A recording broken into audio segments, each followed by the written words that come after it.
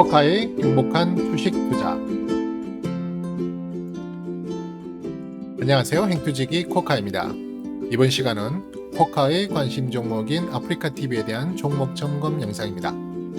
아직 일부 기본적 분석을 보시지 않으셨다면 함께 보시길 추천합니다. 자, 그럼 아프리카TV의 상세 종목 점검 영상 시작합니다.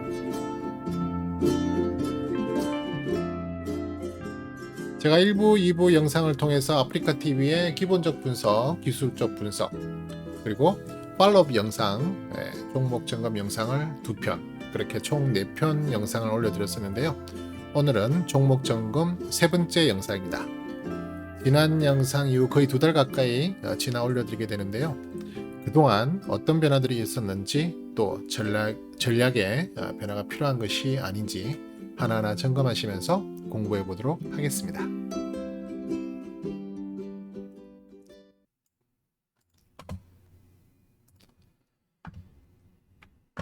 네, 자 우선 그 컨센서스 혹시 뭐 어떤 식으로 그동안에 변동이 있었는지 한번 확인해 볼 텐데요.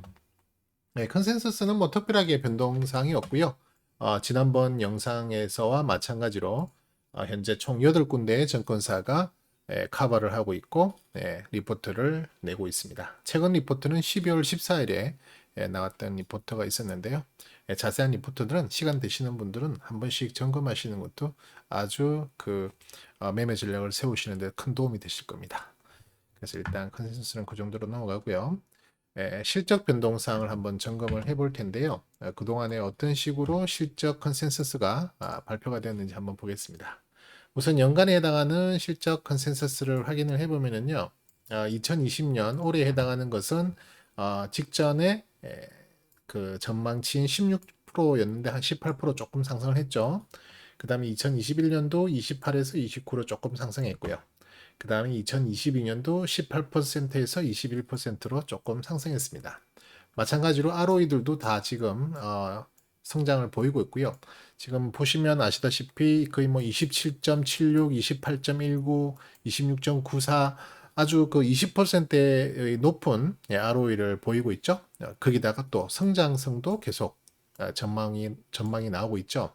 그래서 지금 현재 아프리카TV의 실적 전망, 앞으로 2021년과 2022년까지 쭉 이어지는 기간 동안의 실적 전망은 현재로서는 상당히 좋다. 계속 성장성을 보이고 있다. 이렇게 보시면 되고요. 특히 이제 주목하실 만한 것은 뭐가 있냐면은 가치평가를 기준으로 했을 때 올해는 1.11로 평가가 되고 있지만 참고로 다시 한번 드리면은 가치평가는 1이 적정 주가에 해당하는 거고요. 1보다 낮으면 저평가, 그 다음에 1보다 높으면 고평가로 분류를 하죠. 특히 0.5 미만이 될 경우에는 상당히 저평가로 볼 수 있습니다. 그리고 1.5 이상이 되면 상당히 또 고평가로도 볼 수 있겠죠. 그래서 현재 2020년 기준은 2020년의 실적을 기준으로 했을 때 현재 주가는 약간 고평가된 상황이다 이렇게 보실 수는 있고요. 대신에 2021년은 실적 전망들이 더 상향되고 있기 때문에 결과론적으로 가치평가는 0.49 아까 말씀드린 0.5 미만일 경우에는 저평가 국민이라고 말씀드렸죠.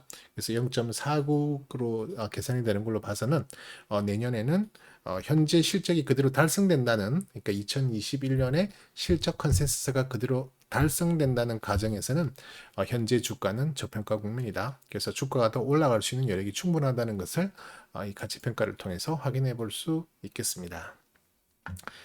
자, 그 다음에 테마는 지금 뭐 특별하게 제가 이 아프리카TV는 어떤 테마나 업종군을 참 분류하기가 어려운 상황인데요. 지금 현재 제가 넣어서 관리하고 있는 곳은 그 뉴딜 펀드, 지금 뭐 정부가 이제 상당히 뭐 앞으로 밀려고 주력적으로 키우려고 하는 여러 회사들에게 투자하는 그런 뉴딜 펀드가 이제 조성된다는 소식이 몇 달 전에 있었잖아요.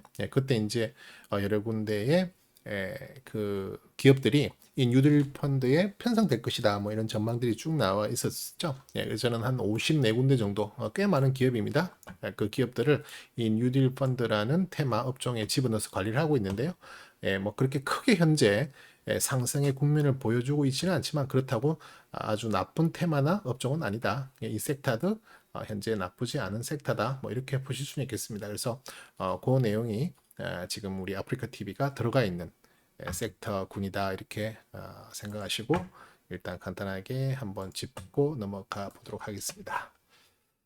자, 그 다음 적정 주가를 한번 점검해 볼 텐데요. 적정 주가도 지난번에 제가 영상에서 올려드렸던 적정 주가보다 뭐 큰 변화는 없어요. 약간씩 올랐지만 그냥 대충 이 적정 주가는 정확한 금액이 목표 주가가 되면 안 된다 그랬죠. 참고 사항으로 지금 현재 주가가 상당히 고평가적인 위치에 있는지 아니면 저평가적인 위치에 있는지를 한번 점검해 보는 그런 수준으로서의 적정 주가를 보시는 게 좋지 이 자체가 하나의 목표 주가가 되면 안 된다라는 말은 제가 여러 번 설명을 드렸습니다.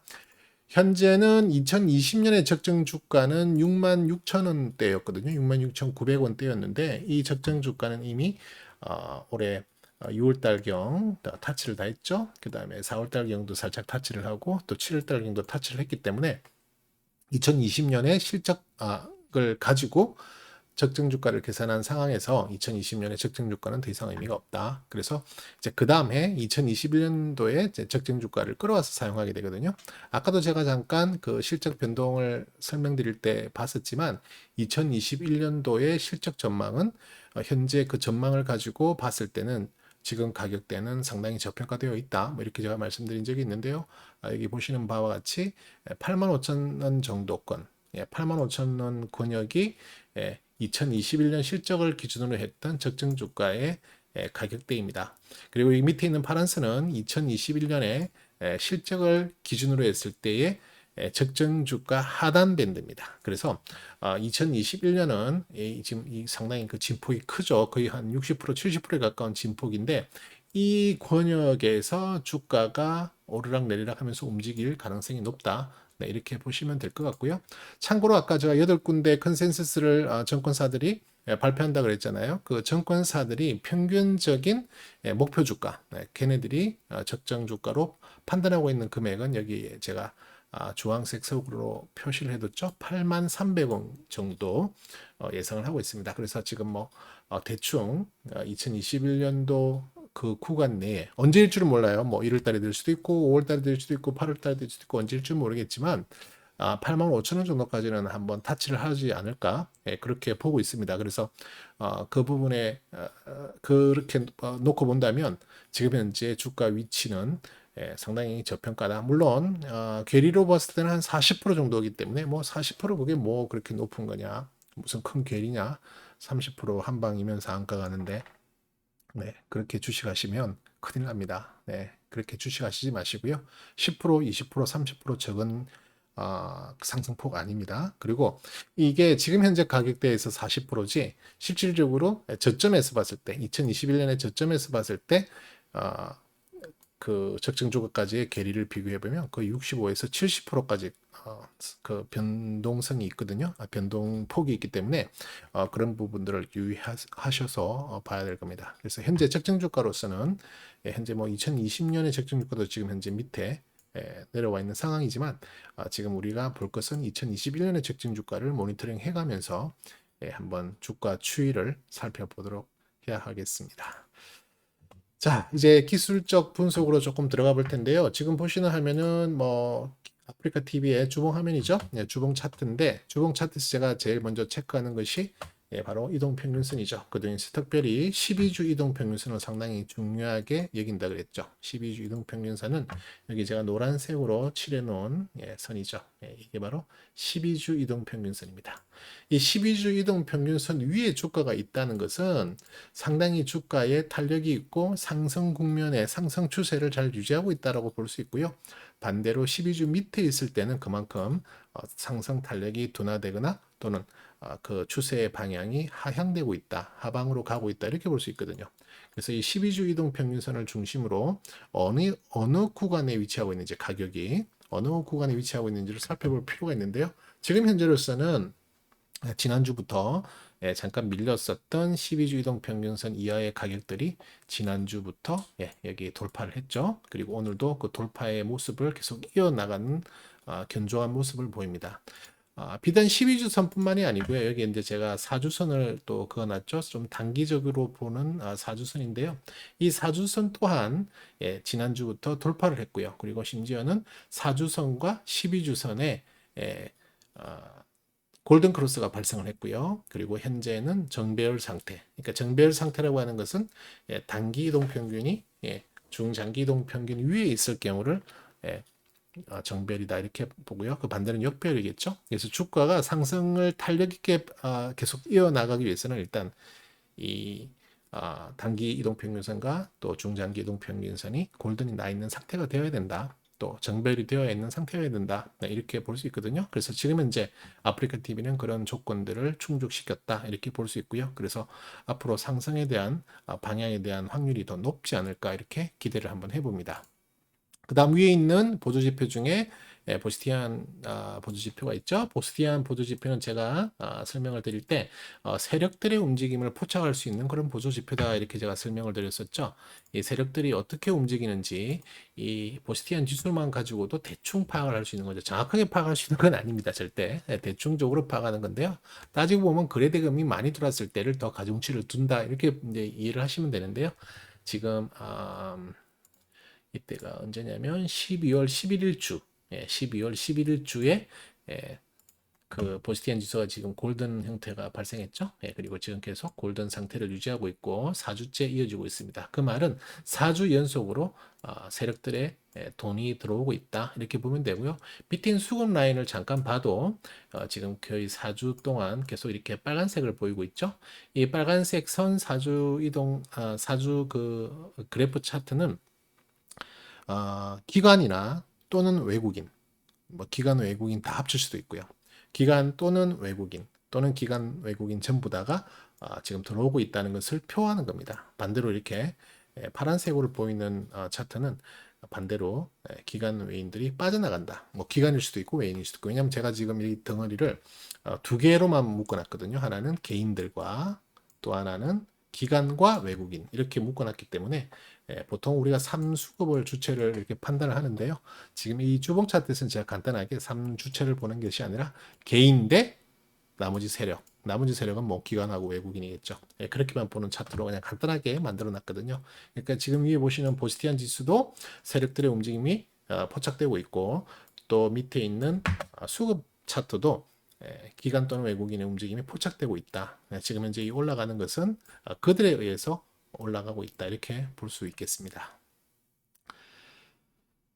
자, 그 다음에 이제 보실 차트는 일간 차트를 한번 볼 텐데요. 지금 보시는 것은 아프리카 TV의 일간 차트입니다.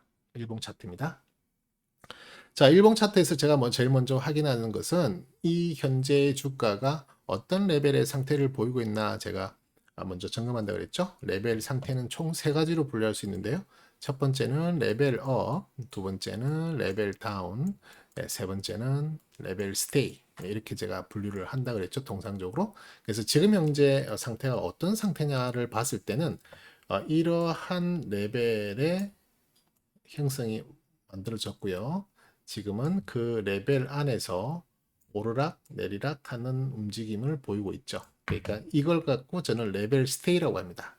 레벨업이라고 하는 구간은 레벨 스테이 구간을 돌파해서 우리가 흔히 박스권을 이제 돌파한다 이렇게 말하죠. 그 다음 레벨로 올라가는 경우를 레벨업이라고 하죠. 지금 이 차트에서 보실 수 있는 건 바로 이 부분이 레벨업이 됐다. 그죠? 이 부분이 레벨업의 과정을 거쳤고요.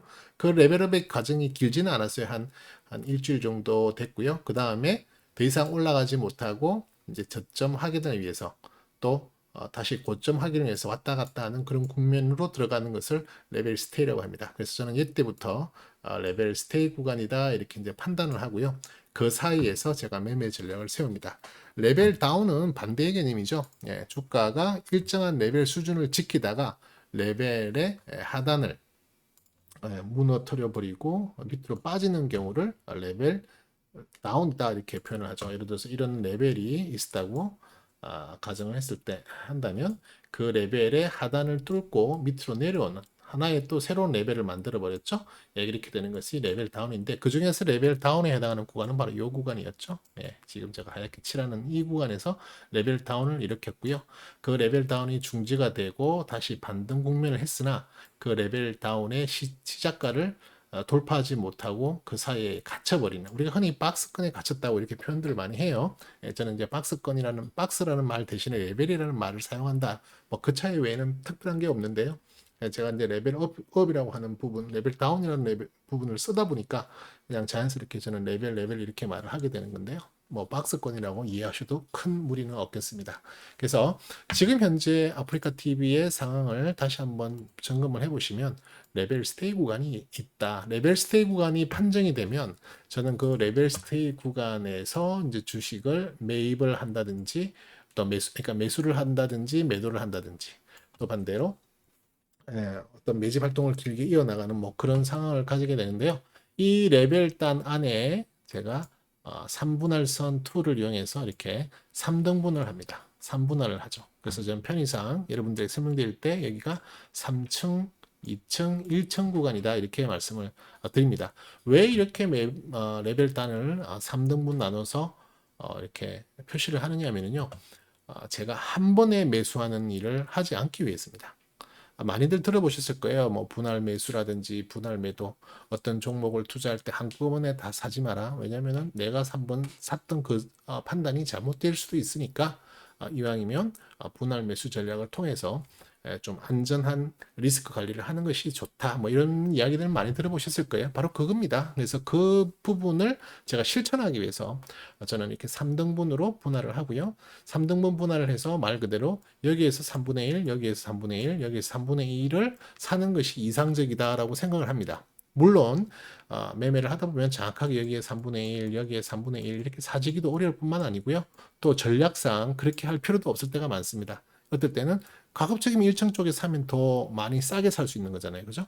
여기 3층에 사는 것보단 분명히 2층이 더 쌀 거고 2층보다는 1층이 더 쌀 거기 때문에 여러 가지 보조 지표들과 또 여러 가지 시장 상황들을 고려했을 때 1층에 조금 더 비중이 많이 실릴 수 있어요. 그러니까 여기가 뭐 정확하게 3분의 1, 3분의 1, 3분의 1은 이상적인 그냥 이론적인 그런 매매의 방식이고 실질적으로는 그렇지 않다 이렇게 볼 수 있습니다. 그럼에도 제가 이상적인 그런 3분의 1, 3분의 1, 3분의 1 설명을 드리는 이유는 주가의 상승과 하락은 아무도 알 수가 없잖아요.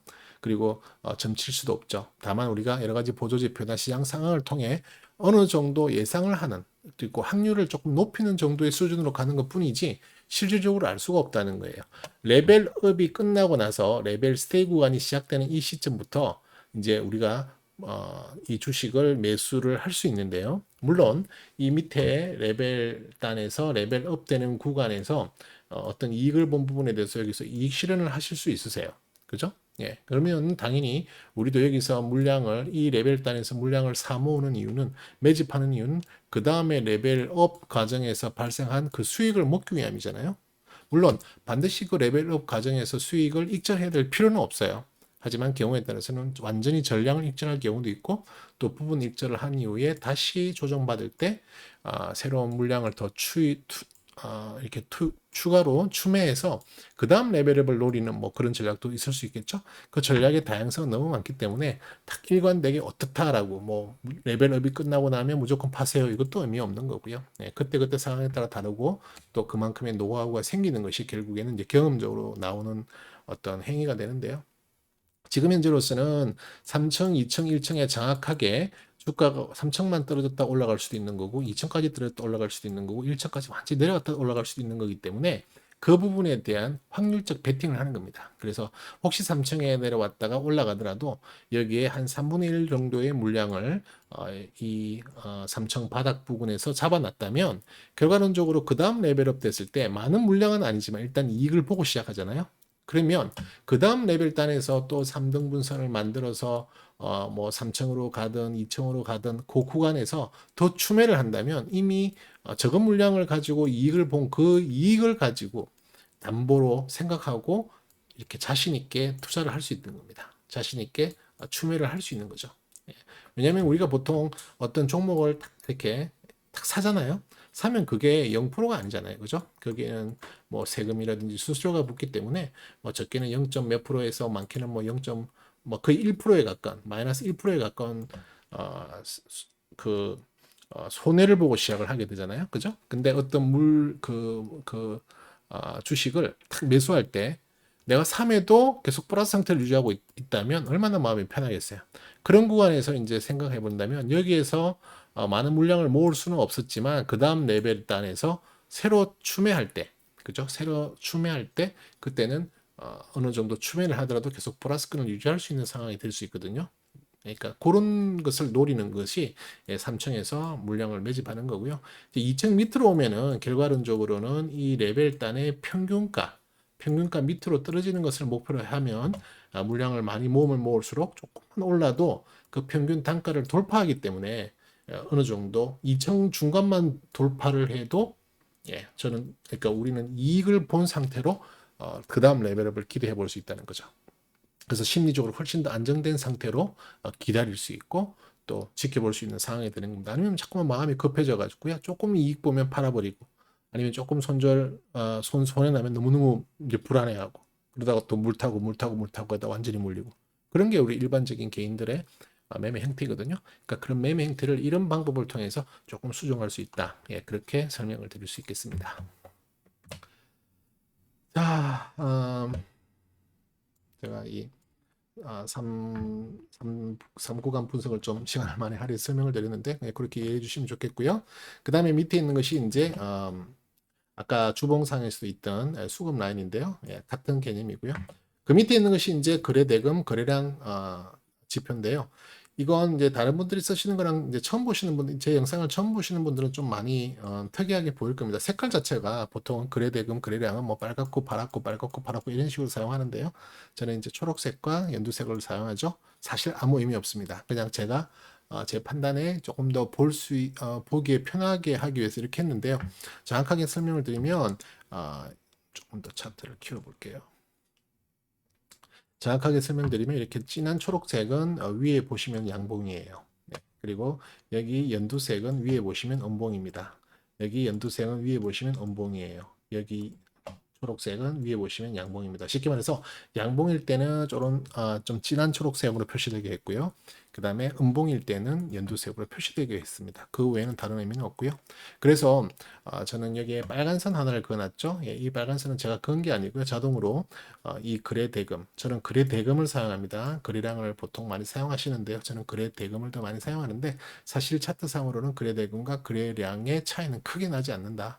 그렇게 설명드릴 수 있으니까 뭐 거래 대금을 사용하시든 거래량을 사용하시든 뭐 크게 문제는 없습니다. 하지만 저는 개인적으로 거래 대금을 사용합니다. 어쨌든 그 거래 대금의 20일 평균입니다. 이 빨간색 선이. 그래서 이 빨간색 선 위로, 그러니까 평균 이상의 거래 대금, 거래량을 보일 수도 있고요. 제가 지금부터 편의상 제가 그냥 거래량으로 할게요. 빨간색 선 위에 있는 거래량. 그죠? 이건 평균 이상이라는 거죠. 20일 평균 이상이라는 거죠. 그 다음에 이 빨간색 밑에 있는 이런 거래 대금 또는 거래량이 있을 수 있거든요. 그래서 저는 이 거래 대금은 또는 거래량은 이 20일 이동 평균선 밑에 있는 부분은 전혀 신경을 쓰지 않습니다.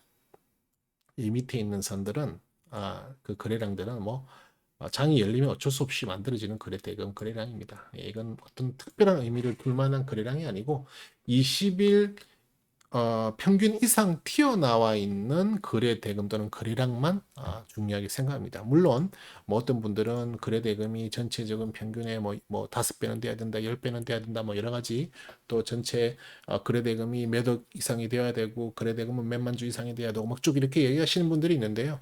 저는 그렇게 기준을 삼고 하다 보니 시가총액에 따라 주가에 따라 모든 거래 대금과 또 퍼센티지가 다 달라지는 그런 단점이 있잖아요.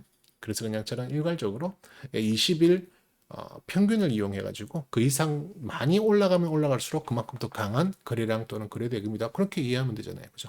그래서 저는 그렇게 생각합니다. 그래서 여기에 튀어나와 있는 부분들만 이제 고려를 해서 생각을 해 가지고 그 튀어나와 있는 부분들만 한번 그 힘의 세기를 서로 이렇게 대비를 하는 거죠. 쉽게 말해서 진한 초록색과 또 연한 초록색, 연두색 그 거래 대금의 높이를 이렇게 쌓는 거죠. 그죠? 쌓아서 이게 많으면 높으면 높을수록 그만큼 많은 거래대금, 쉽게 말해서 양봉, 그러니까 상승의 거래대금이 많이 돌았고요. 반대로 이렇게 연두색이 높은 상황이라면 그만큼 하락하는 거래대금, 쉽게 말해서 밑으로 팔고 나간 거래대금이 많다. 이렇게 판단할 수 있거든요. 그래서 간단하게 보시면 물론 위에 있는 보스티안 지수를 봐도 세력들이 움직임을 포착할 수 있겠지만 이 보스티안 지수와 함께 밑에 있는 거래대금 또는 거래량 지표를 본다면 또 확실해지는 것이 보세요. 여기 있는 초록색, 여기 있는 초록색, 여기 있는 초록색.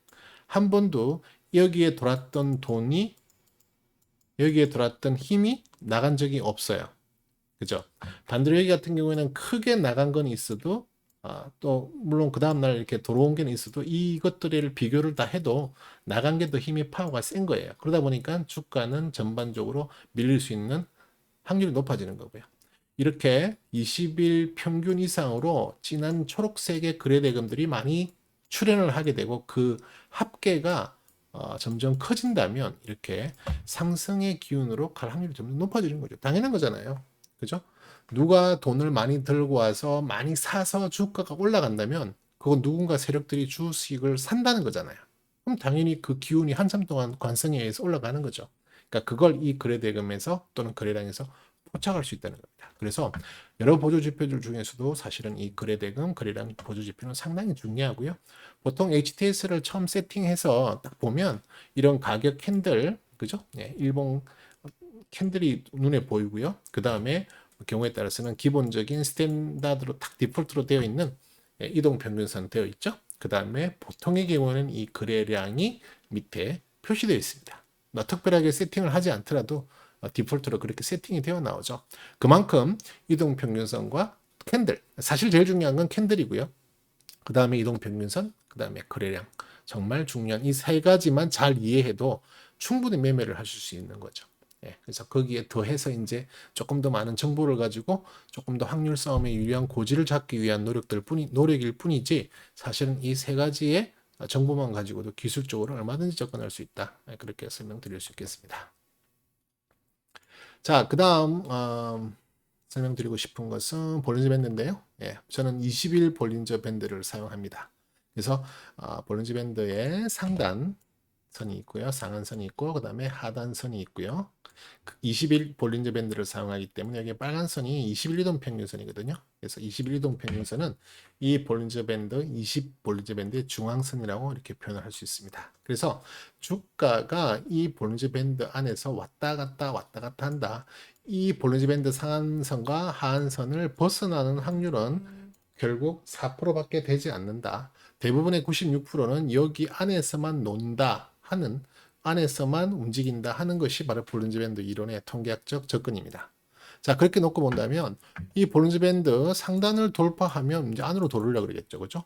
퍼센테이지로 얼마 안 되는 그러니까 뭐 아래 위로 4%니까 뭐 결국 2%밖에 안 되는 상황인데 여기에 있는 확률이 2%밖에 안 되는 적이 계속 있을 수 있겠어요? 안으로 돌으려고 하겠죠. 반대로 볼린저 밴드 하단선 밑을 이탈했을 때도 똑같은 개념으로 안으로 돌으려고 그러겠죠. 그래서 이 볼린저 밴드 상한선과 하한선을 중심으로 주가는 핑퐁을 한다라고 제가 표현을 하죠. 그러니까 오르락 내리락 오르락 내리락 하면서 서로 부딪히면서 주가가 보통은 움직인다. 이렇게 볼 수 있습니다. 통계학적인 겁니다. 그래서 어떤 식으로 판단할 수 있냐면은 볼린저 밴드 상단을 만났으면 그리고 상단을 이탈했으면 기본적으로 이 주가는 볼린저 밴드 하단을 만나기 위해서 내려온다. 내려오는 와중에 중간에 있는 중앙선인 21 이동 평균선에서 한번 지지력 테스트를 받는다. 보통의 경우는 21 이동 평균선에서 지지를 받고 올라가는 경우가 많아요. 올라가는 경우가 많으면 그때는 다시 한번 볼린저 밴드 상단을 만나러 가고 그때는 지난번보다 더 큰 힘을 발휘할 가능성도 훨씬 더 많아집니다. 그렇지 않고 21 지지선을 충분히 21 이동 평균선에서 지지를 받지 못하고 하락 돌파한다면 그때는 아래에 있는 볼린저 밴드 하단을 만나러 갈 수 있는 확률이 훨씬 커진다. 그렇게 대비를 해야 될 수 있다. 뭐 이렇게 보셔야 되거든요. 지금 같은 경우에는 물론 가끔 이렇게 지금 보시면 이게 볼린저 밴드 하단선이죠. 하단선인데 주가가 상단을 이탈하고 20일도 무시하고 내려왔는데 밑에 있는 하단선을 타치를 못했어요. 타치를 하지 않고 다시 올라가고 20일의 지지선, 그러니까 지금은 이제 저항선으로 바뀌죠. 올라갈 때는 저항선을 뚫고 어느 정도 저항 테스트를 돌파한 이후에 그대로 계속 올라가서 위에 있는 볼린저 밴드 상단을 만나죠. 여기에 만나고 갔었으면 더 좋았었어요. 근데 만나지 않고 올라가서 이게 다시 이렇게 다시 밑에 있는, 내가 원래 이거 만나고 왔어야 되는데 하는 생각이기 때문에 아직 어, 밑에 부분을 만나지 못했다는 게 하나 남아있기 때문에 이게 밑으로 떨어질 수 있는 확률도 더 커질 수 있는 겁니다. 볼린저 밴드 상에서만 보실 때는. 그래서 그런 부분들이 사실은 여기를 막고 올라가는 것은 훨씬 더 당연한 게 되는데, 지금은 약간 변칙적인 그런 모습을 보인 적도 있는데, 대개의 경우에는 예, 상단 맞고 하단 맞고 상단 맞고 하단 맞고를 지그재그 패턴으로 계속 움직인다, 이렇게 보는 것이 볼린저 밴드인데요. 얼마 전에 볼린저 밴드 상단을 만났었고요. 이탈하는 척 했죠. 예, 이탈해가지고 밑으로 쭉 밀렸는데 21선에서 지지를 받고 다시 한번 강한 상승을 보인 그런 모습을 보이고 있죠.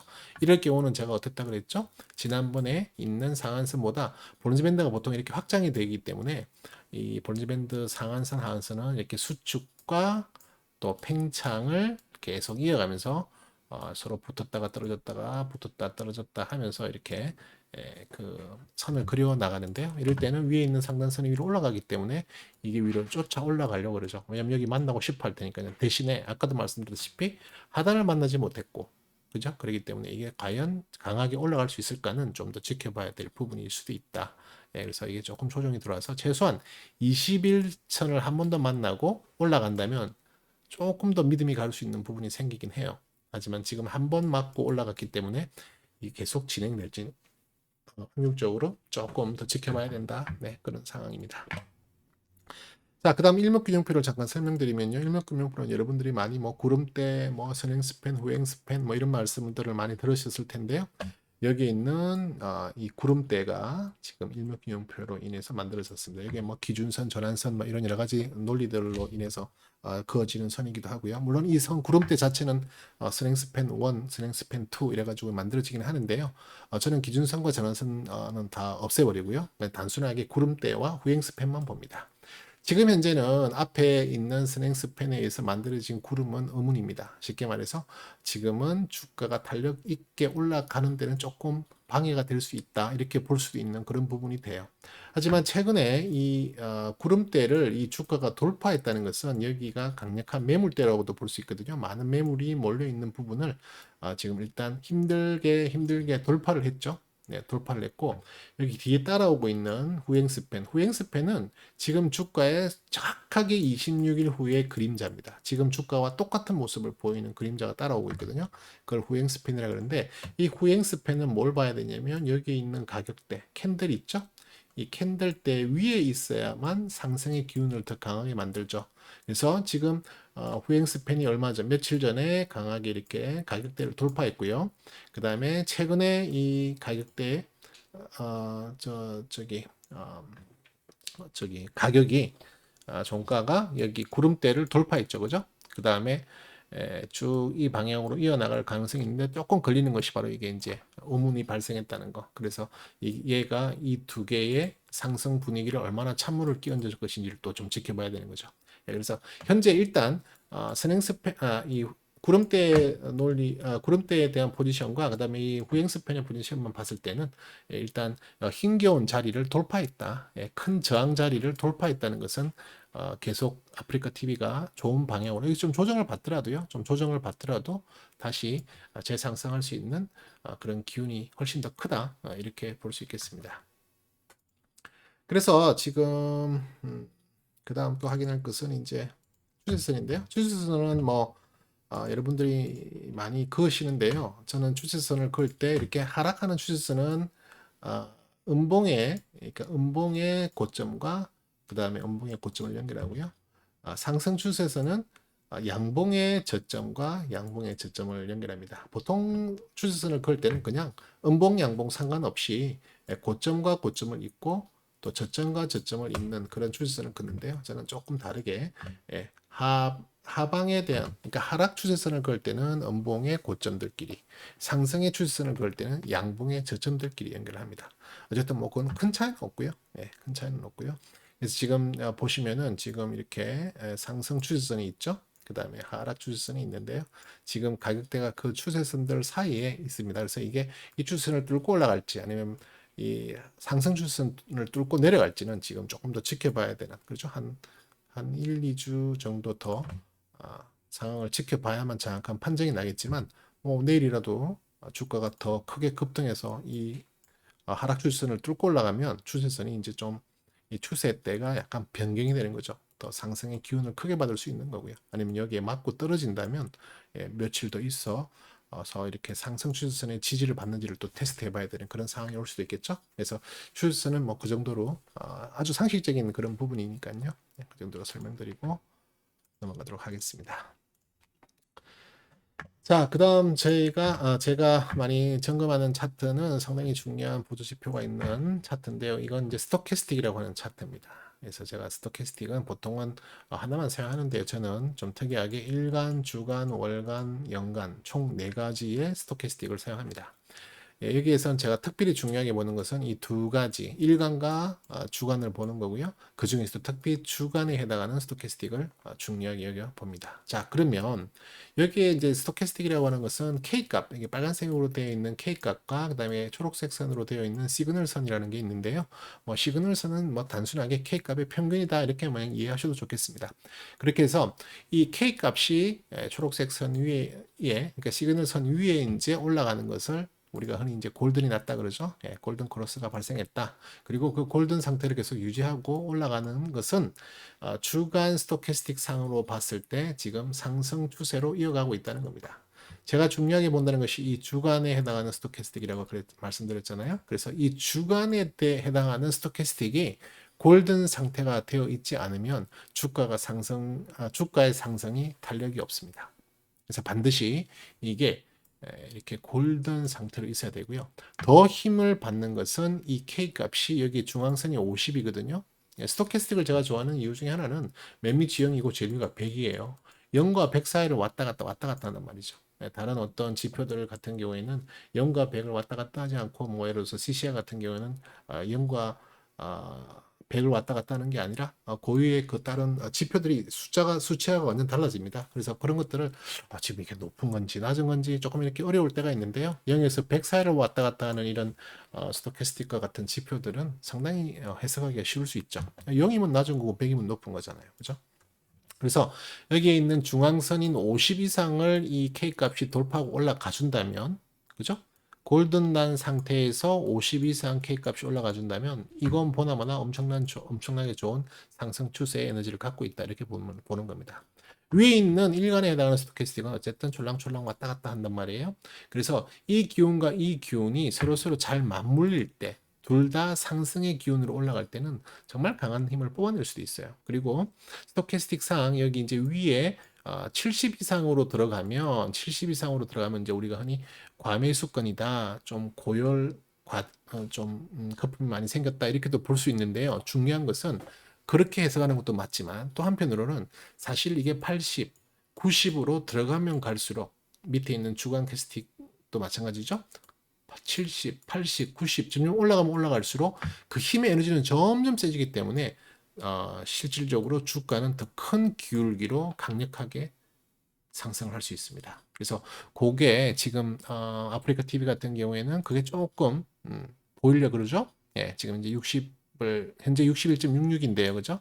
예, 조금 더 올라가면 70으로 들어갈 것 같고요.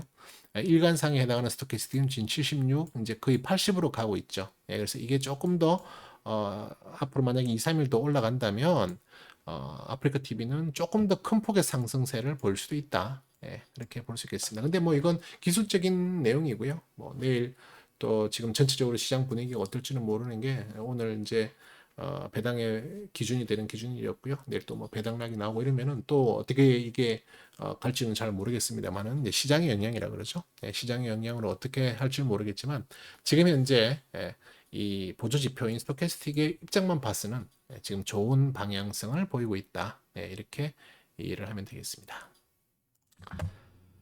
자, 그 다음에 한번 같이 볼 수 있는 거는요. 밑에 뭐 이제 RSI나 CCI 같은 보조 지표들도 있는데요. 뭐 저는 이건 중요하게 보지는 않습니다. 그냥 참고로 넣어 놓은 거고요. 예, 지금 이것도 보시면 아시다시피 지금 골드로 나 있잖아요. 그래서 사실상 12월 초부터 아프리카 TV는 좋은 상승의 에너지를 보이고 있다. 여기 중간에 있는 MACD도 마찬가지인데요. 지금 좋은 모습을 보이고 있다. 그래서 MACD, RSI, CCI는 제가 그냥 참고로 간단하게 보는 거지 중요하게 이 차트 화면에서 볼 수 있는 건 저는 이 스토캐스틱 그 중에서도 일간, 월간을 중요하게 본다. 네, 그렇게 설명하고 넘어가도록 하겠습니다. 자, 그 다음에 보실 수 있는 차트는 어떤 게 있냐면요. 수급 차트인데요. 지금 이 아프리카 TV는 과연 누가 주인일까요? 예, 지금 최근에 12월 달에 주가가 지금 올라가고 있잖아요. 그죠? 예, 여기 있는 주가 라인은 캔들봉, 그러니까 그 캔들을 사용하지 않고요. 어, 이렇게 뭐라 그러죠? 선 차트, 선 차트로 지금 주가를 보이고 있죠. 그래서 까만색 선이 주가입니다. 그래서 지금 이제 주가가 이렇게 올라가고 있는 상황이잖아요. 12월 달에. 근데 위에 보시면은 빨간색은 외인들의 매수, 그 다음에 기관들은 초록색, 그 다음에 파란색은 개인들의 매수 수급 차트입니다. 자, 그러면 이렇게 올라갈 때 모습을 봤을 때는 누가 주로 끌어올렸다? 외국인이 끌어올리고 있죠. 그죠? 그때 개인들과 기관은 조금, 그죠? 매도하는 모습을 보였잖아요. 근데 기관들 외국인들은 계속 꾸준히 계속 사 모으고 있죠. 계속 끌어올리고 있다는 거죠. 네, 계속 이렇게 올리고 있고 주가는 계속 올라가고 있습니다. 중간에 잠깐 쉬었던 부분은 개인들과 기관들이 같이 파는 모습에 이 외인들이 충분히 받치지 못했던 거죠. 네, 그래서 약간 옆으로 횡보하던 그런 모습을 보이기도 했는데요. 그럼에도 결국 계속 외인들은 상승 방향으로 매집을 하고 있고 기관들이 최근에 며칠 동안 이렇게 상승세를 보이고 있죠. 그러니까 주가가 또 한 번 여기서 쉬던 주가가 또 한 번 레벨업을 시작하고 있는 겁니다. 그렇죠? 그래서 지금 현재 이 아프리카 TV의 가장 큰 주인은 외국인이라고 보시면 될 것 같고요. 그 다음에 이제 기관들이 뒤따라 붙었죠. 그래서 외국인들의 이탈이 특별하게 보이지 않는 이상 그리고 그때 외국인이 이탈할 때 뭐 기관들이 강력하게 받쳐주면 모르겠지만 기관들이 그때 지지부진하게 더 이상 많이 사주지 않는다면 그때는 조금 경계해야 될 필요가 있죠. 그때는 이제 하락이 시작될 수 있는 수급상의 그 신호가 포착되는 거니까요. 예, 그렇게 확인할 수 있겠습니다. 일단 그 밑에 있는 보조지표는 DMI라고 하는 보조지표인데요. 이 보조지표는 사실 조금 어려워요. 해석하기 어려운데 그냥 저는 간단하게 여러분들에게 설명을 드립니다. 위에 있는 게 이제 D 플러스 값, 빨간색 선이 D 플러스 값이고요. 그 다음에 이 파란색 선이 D 마이너스 값이라는 거예요. 그래서 뭐 다른 차트와 마찬가지로 빨간색인 D 플러스 값이 반드시 D 마이너스 값 위에 있어야만 상승 탄력이 붙는다. 여기에 보시면 아시다시피 이렇게 D 플러스 값이 D 마이너스 값 밑에 있다 보니까 주가는 흘러내리죠. 네, 이 주가가 흘러내리기 때문에 이렇게 신호가 만들어지는 겁니다. 신호가 만들어져서 주가가 흘러내리는 게 아니고요. 이런 보조 지표들은 다 여기에 주가에 의해서 결정되어지는 공식들이거든요. 그래서 어떤 분들은 이 보조 지표가 이렇게 됐으니까 주가도 그렇게 간다는 게 아니고요. 예, 주가가 떨어지니까 얘들도 이렇게 되는 겁니다. 그래서 어쨌든 이 주가 봤을 때는 이게 더 위치가 더 떨어질 건지 더 올라갈 건지 잘 확인하기 어렵잖아요, 그죠? 확인하기 어려운데 이런 보조지표들은 여러 가지 절대적인 수치가 딱 정해져 있기 때문에 그걸 기준선 삼아서 이제 볼 수 있는데요. BMI도 사실은 기준선 뭐 35, 또 25선 되게 중요하게 여기고 있는데요. 저는 그 기준선보다는 그냥 상태, 위치, D 플러스 값이 D 마이너스 값 위에만 있으면 일단 고입니다. 무조건 갈 수 있는 방향의 힘이다. 이렇게 보시면 되고요. ADX 값은 이제 거기에 상응해서 보여줄 수 있는데요. 간단하게 이 초록색 ADX 값은 이 두 선 중에서 D 플러스 값, 이 빨간 선과 또 파란 선, 이 두 선 중에서 밑에 선은 무시해 버리세요. 위에 선의 에너지의 추이다 이렇게 보시면 돼요. 지금 같은 경우에는 빨간색 선이 위에 있죠. 그래서 빨간색 선이 이렇게 힘을 받고 있다. 계속 우상향의 힘을 받고 있다. 요거는 이제 빨간색이 위에 있었지만 조금 떨어지는 모습 보였죠. 그죠? 그러면 이 빨간색 선이 조금 힘이 빠지고 있다 하는 그런 에너지의 강도를 이 ADX를 이용해서 추적할 수 있습니다. 그래서 일단은 지금 현재 DMI 지표상으로는 뭐 초점, 그죠? 그냥 이 D 플러스 값이 D 마이너스 값 위에 있으니까 좋은 거고요. 그 다음에 최근에 ADX 값도 계속 상방의 모습을 보여주고 있다. DMI 값도 괜찮아 보입니다. 자, 그 다음에 이제 제가 즐겨보는 차트는 이제 헤이킨 차트라고 하는 건데요. 이 헤이킨 차트는 지금 일봉과 주봉을 보는데요. 일봉상은 지금 이날이 며칠이었냐? 12월 9일 날, 12월 9일 날 매수 사인이 떴습니다. 제가 이렇게 표시를 해놨죠. 매수 사인이 떴고요. 그 다음에 주간 헤이킨 차트를 보면요. 주간에 익힌 차트는 지난주에 매수 사인이 떴습니다. 그죠? 제가 표시를 해놨죠. 그러니까 주간에 해당하는 헤이킨 차트는 추세를 본다 이렇게 생각하시면 되고요. 지난주부터 추세가 상방으로 만들어졌다고 볼 수 있는 거고요. 그 다음에 일간에 해당하는 헤이킨 차트는 이제 실질적으로 내가 매매를 할 때, 그러니까 뭐 분할로 매수를 하든 또 분할로 매도를 하든 뭐 매집 행위를 하든 어떤 매매 행위를 할 때 조금 더 디테일하게 봐야 될 필요가 있잖아요. 그때는 일간에 해당하는 하이킨 차트를 이용합니다. 하이킨 차트는 조금 후행성이 강하기 때문에요. 내가 너무 성급하게 움직이는 것을 조금 워워시켜주는 그런 차트다 이렇게 제가 설명을 드리는데요. 사실상 이 차트가 실질적으로는 일봉상 그 캔들에 비해서 약간 느리다. 하루 정도는 느리다 이렇게 볼 수 있거든요. 그래서 그날 올라가서 사고 싶은 충동적인 마음을 이 헤이킨 차트는 사지마 이렇게 버텨 주고요. 그 다음날 상승의 기운이 여전히 좋을 때, 이제는 사도 될 것 같아. 이런 이제 신호를 보여줄 때가 많거든요. 그래서 저는 개인적으로 헤이킨 차트를 통해서 너무 빨리 성급하게 결정하고 움직이는 것을 좀 자제시켜 준다. 뭐 어떤 분들은 주식은 타이밍의 예술인데 하루라도 더 빨리 사고 더 싸게 사고 해야지. 그게 또 올라간 거 보고 사면 그만큼 손해 아니냐? 예, 분명히 손해 맞습니다. 그런 말 있잖아요. 그죠? 우리가 생선을 먹을 때 여기 꼬리입니다. 머리고. 생선을 먹을 때 요 부분은 그냥 다른 사람에게 주라 그러잖아요. 우리가 먹을 건 요 부분이다. 예, 모든 것을 다 먹으려 그러면 잘못하면 위험해질 수 있다. 이런 부분을 아마 여러 주식 격언으로 들어봤을 텐데요. 예, 그런 개념입니다. 예, 너무 빨리 섣불리 들어가면 잘못하면 물릴 수 있고 속임수 패턴에 걸릴 수 있기 때문에 이런 헤이킨 차트를 통해서 조금 마음의 여유를 두려고 하는 것, 이렇게 해석을 하시면 될 것 같습니다. 자, 그다음 마지막으로 제가 하나 보여드릴 거는 아까 이제 스토캐스틱 차트를 할 때 이제 이걸 같이 보여드리는 것이 더 좋긴 한데요. 시간이 만약에 없으면 그냥 건너뛰려고 했는데 시간이 조금 더 남았으니까 하나만 더 설명드리고 넘어갈게요. 자, 스토캐스틱 그 일간에 해당하는 스토캐스틱을 보시다 보면 아까 제가 설명드릴 때 스토캐스틱 일간은 조금 출렁출렁 자주 출렁거림이 있다 그랬죠, 그죠? 이런 주간이나 월간, 심지어 연간 같은 건 상당히 여유 있게 이렇게 움직이는데 얘들은 정말 촐랑촐랑거립니다. 그래서 이 촐랑거림을 그냥 두고 볼 수가 없어서 이 촐랑거림의 에너지의 세기를 한번 분석을 해보는 겁니다. 쉽게 말씀드리면 촐랑거림도 파동이 있거든요. 이렇게 고점을 만들었단 말이죠. 이게 이제 11월 초에 이렇게 고점을 만들었죠. 그러니까 과매수 구간에 들어갔다가 그 과매수가 풀리고 하방을 시작한단 말이죠. 밑으로. 뭐 중간중간에 출렁출렁거릴 수는 있겠지만 어쨌든 제일 저점이 이 부분입니다. 그러면 과연 여기서부터 여기까지 내려오는 거의 한 달 이상 내려왔잖아요. 이때 내려오는 힘의 에너지가 얼마만큼 이 가격에 영향을 줬을까를 레이쇼를 구합니다. 레이쇼를 구해서 이 힘이 얼마만큼 이 가격을 하락시키는데 전달이 됐을까를 보고 반대로 밑에 있던 것이 위로 올라갈 때 힘이 이렇게 주가가 올라가는데 얼마만큼의 에너지의 힘이 여기에 전달됐을까를 비교를 합니다. 그러면 내려올 때 힘과 올라갈 때 힘의 세기가 다르죠. 내려올 때 힘이 주가에 반영되는 힘과 올라갈 때의 힘이 주가에 반영되는 힘이 다를 수 있거든요.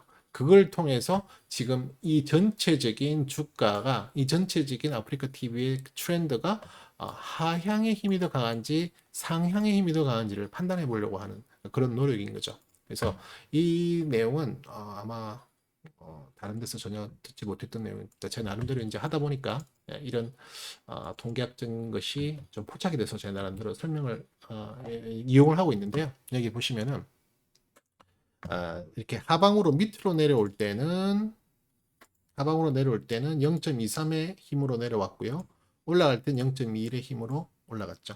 뭐 거의 비슷한다고 볼 수는 있겠지만 그래도 상승의 힘이 더 컸다. 9월달 이야기입니다. 그 다음에 최근에 와서는 하락의 힘이 0.11 정도의 하락의 힘이었고 올라가는 힘은 물론 제가 현재 진행형이라고 되어 있죠. 아직까지 끝나지 않았기 때문에 0.14의 힘으로 올라가고 있다는 거죠. 그러면 내려왔을 때의 힘보다 올라갈 때 힘이 더 강하다는 거죠. 그렇다고 본다면 최소한 10월 달 이후, 12월 12일 이후부터 지금까지는 내려오는 힘보다는 올라가는 힘이 더 강하다는 걸 볼 수 있기 때문에 추세적으로 더 강한 에너지들이 몰려 있다. 그러면 상승할 수 있는 기운의 에너지가 훨씬 더 크다. 이렇게 판단할 수 있거든요. 그래서 저는 이 레이쇼를 이용해서 지금 올라가고 있는 현재 이 가격의 추이가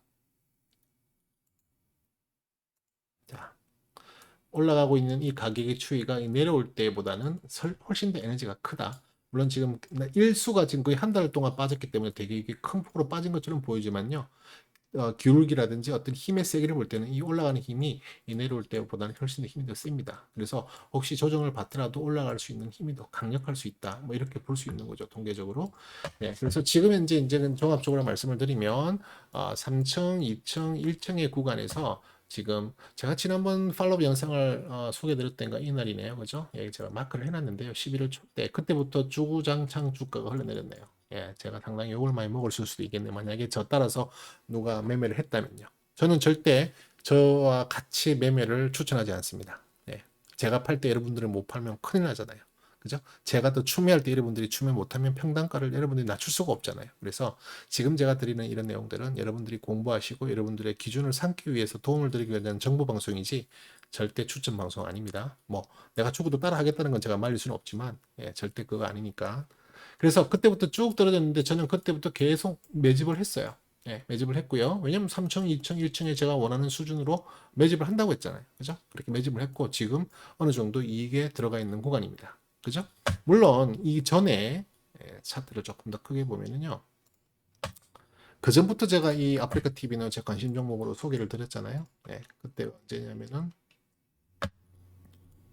네, 바로 이 구간 9월 말 10월 초에 제가 일부 기본적 분석, 2부 기술적 분석을 올려드리고요. 그 다음에 또 팔로우 영상을 10월 중순경에 제가 한번 더 올려드렸는데 네, 그때도 마찬가지였어요. 그때도 그때에 해당하는 레벨단이 있었겠죠. 네, 그때 해당하는 레벨단 안에서 3층, 2층, 1층을 기준으로 물량을 모은다 그랬겠죠. 이때 물량을 좀 모았고요. 그 다음에 2층 구간에서도 물량을 모았습니다. 그리고 레벨업 구간에서 이익을 좀 받고요. 그 다음에 이 레벨업에서 끝나고 그 다음에 레벨 스테이 구간이 시작하는 본즈 밴드가 이탈하는 첫 번째 날에 저는 일부 익절했습니다. 일부 익절했고요. 그 다음에 지금 다시 떨어지는 부분에 대해서 그때 익절했던 수만큼 다시 채우기 들어가는 거죠. 그리고 나서 제가 또 기대하는 건 뭘까요? 네, 지금 현재 있는 이 레벨 구간을 업하는 그죠? 네, 이 레벨을 업하는 이 레벨단에서 지금 여기서 제가 매집하고 있는 물량들을 여기서 익절할 수 있는 스윙입니다. 네, 스윙 이게 이제 스윙 전략이죠. 네, 그래서 약간은 사고 팔고가 발생한다고 할 수 있는데요. 그렇다고 해서 제가 단기적으로 뭐 하루 이틀 만에 팔고 뭐 일주 만에 사고 이렇지는 않거든요. 네, 분할 매수 전략을 하다 보니 어쩔 수 없이 최소한 몇 개월 단위고요. 보통은 6개월에서 1년 동안 한 종목 관심 종목 들어가면 가져갑니다. 계속. 그 다음에 레벨업이 되면 또 레벨이 있다가 레벨업이 되면 또 그 레벨에서 또 매집을 하고 또 레벨업이 되면 또 매집을 하고 혹시 레벨 다운이 되면 집 던져버리고 그렇죠. 이런 이제 전략을 세운다는 거거든요. 그래서 그런 전략으로 세워가기 때문에 이 레벨단 하나하나가 물론 뭐 짧으면 한 달 만에도 뭐 끝나기도 하겠지만 뭐 정말 짧으면 2주 만에도 끝나기도 하지만 그래도 최소한 뭐 몇 주도 몇 달씩 가는 경우도 많아요. 그러다 보면 제가 아프리카 TV를 관심 종목을 10월달 9월 말에 가졌는데 지금까지도 계속 관심 종목으로 가져가고 있다는 것은 아직까지 한참 더 가져갈 거예요, 저는. 왜냐하면은 어느 정도 실적에 문제가 발생하고 실적의 컨센서스만큼의 충분한 실적들이 나오지 않는 것이 한 2분기 연속되면 그때는 한번 고민을 해봐야겠죠. 그죠? 그리고 레벨 단위 연속해서 레벨 다운을 최소한 2번 이상 하면 그때도 한번 고민을 해봐야 되겠죠. 그래서 엘리어트 파동 이론 보시는 분들은 뭐 1파, 2파, 3파, 4파, 5파, A, B, C 이렇게 이제 하는데요. 사실은 이 레벨 단만 가지고도요. 충분히 1파, 3파, 5파를 그릴 수 있습니다. 최소한 3번의 레벨업까지는 충분히 끌고 갈 수 있다는 거예요. 레벨만 가지고. 우리가 흔히 말하는 박스만 가지고도 3번 정도는 충분히 올라갈 수 있다는 거예요. 엘리어트 파동 상당히 중요한 통계 방식인데요. 저도 엘리어트 파동을 상당히 많이 참고는 하는데 그 상당히 어려울 수 있는 게 이게 해석의 차이가 있어요. 아주 자잘한 거를 어떤 식으로 1파, 2파, 3파, 4파, 5파 그릴 것이며 경우에 따라서는 1파, 2파, 3파, 4파, 5파 끝나고 나면 A, B, C로 떨어져야 되는데 1, 2, 3, 4, 5 그리고 나서 추가적으로 6, 7, 8, 9 약간 해석에 어려움이 있다는 거죠. 그래서 저는 그냥 아예 레벨만 가지고 최소한 3번 정도 레벨업은 한번 가져가 볼 만하다. 또 2번 정도의 레벨이 다운되고 나면 그 다음은 아마 다시 레벨업의 회복세가 나올 수도 있을 것 같다 하는, 어떻게 보면 크게 본 약간 변칙적인 엘리어트 파동을 이용한다고 볼 수도 있겠죠. 엘리어트 파동을 정말 깊이 있게 공부하셨는 분들이 제 이 말을 들으면 욕을 하실는지 모르겠는데 저는 일단 그런 식의 개념을 갖고는 있습니다. 그래서 지금 이제 결론적으로 말씀드리자면 지금 이제 주가가 3층, 2층, 1층으로 쭉 떨어졌죠. 그죠? 어떻게 보면 상당히 이상적으로 떨어졌어요. 그래서 매수 기회를 충분히 줬고요. 어느 정도 물량을 최소한 50% 이상은 다들 가지고 있을 수 있을 겁니다. 만약에 아프리카 TV를 관심 있게 하시고 매수를 하신 분이라면, 매수하라는 이야기 절대 아닙니다. 예.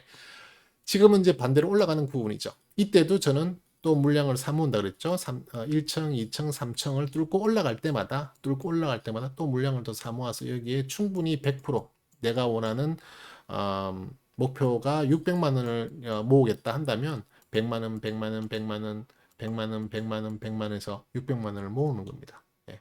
지금 그런 단계에 있는 중이고요.